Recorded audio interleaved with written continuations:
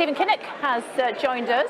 Here we are, right in the foyer of Labour Party conference in Brighton. It's obviously pouring down outside. It's a bit wet outside, yeah, I should have had my Burley. Thanks for rushing in. You are for MPs for a deal. Yes. Going to get one? Well, I really hope so. We had very constructive chats with Michel Barnier in Brussels last week. How did that go? That went well. I think there's a real desire on all sides to do a deal. And of course the Prime Minister is boxed in. He either does a deal or he has to resign or he breaks the law by not seeking an extension. So the political pressure on the Prime Minister is growing. I think there's a growing feeling across the House that we can't just keep kicking the can down the road.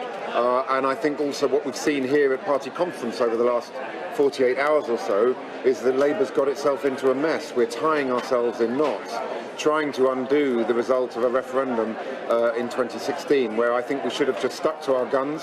Our 2017 manifesto pledge was clear. We respect the result of the referendum, but we want to leave with a deal. And if we'd stuck to that clear line, I think we would have avoided a lot of the rather shambolic things that we've seen over the last 48 hours. I don't know if you heard Emily Thornberry was speaking to Conference Labour earlier on, and basically she was saying that Labour should be the Remain party. Well, look, I don't take that view. At heart, I'm a Democrat, and I believe that the result of the referendum should be respected. But 52-48 is a mandate to move house but stay in the same neighbourhood. That means leaving the political project of the European Union, but keeping a really strong economic deal with frictionless trade, making sure that we protect the jobs and livelihoods of the people we're elected to represent. I think if Labour had stuck to its guns on that, we would not now be in the messy situation that we find ourselves in. So what does that look like?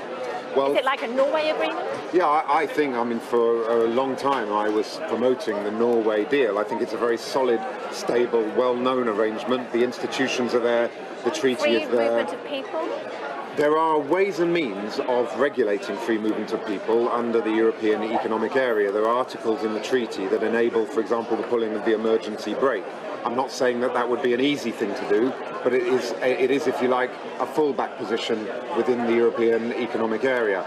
I think we all have to compromise. I'm not going to stick slavishly to what I was asking for. I think there was a lot in the cross-party talks that Theresa May announced on the 21st of May, and I think it's a tragedy that Labour walked away from those talks. I think that was a huge mistake that we may well come to live to regret. I was in Norway last week, spent quite a lot of time with Norwegians, and they were basically, their view was that they have to pay to be part of the European Union, basically, and they have no say.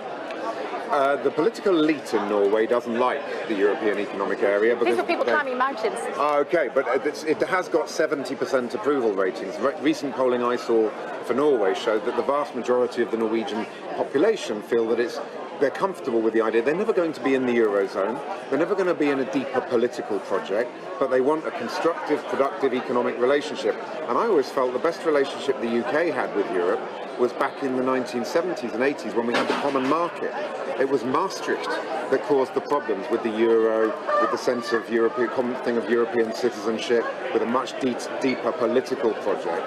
I think we should go back to having a kind of associate membership where we have a strong and close economic relationship, but we're not part of the deeper political integration. And by the way, there are a number of Nordic countries and Central and Eastern European countries that feel the same way as we do. So it's an opportunity to re-engineer the European project. Okay, just while we've got you, from VAT on school fees to seizing the assets of public schools, how did that happen? Yeah, I think that it's right that we remove the charitable status of public schools. I think it's also right that we have a much better balance between people who went to public school and who went to state school going to university. Where I must say I have some concerns is around this idea that we could requisition the assets, which in the end are private property. I think it's quite a dangerous road to go down if you start talking about seizing private property, because there are property laws in place, and I think we could have litigation. There would be judicial reviews. I've had several of your colleagues today telling me that you just need to change the law. Well, I think that it's quite a dangerous Rubicon to cross, frankly, if you get into the idea of requisitioning private property. Whoever owns that private property, I think there's a principle that we should respect the basic right to hold private property, and also be wary of the idea of government requisitioning private property. So I think a lot of the resolution that we had on public schools yesterday I would absolutely support, but that piece there around seizing the assets and property of anybody, really, I think is something we need to be very, very cautious about indeed. 45 seconds to the end of the show. Let's end where we started. Are we going to leave on the 31st of October?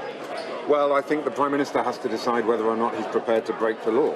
If he is, then we probably will end up crashing out of the EU without a deal. What a tragedy that would be when the country is crying out for compromise. But we can't do a deal in 5 weeks. Ground.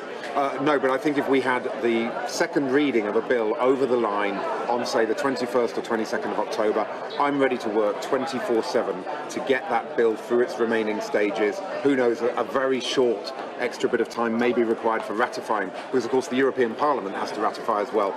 It's doable if we have the political will to do it. Sadly, we are out of time. Hopefully the Brexit deal isn't. Well, let's wait and see. Stephen Kinnock, good to talk to you. Thank you. Last hour of the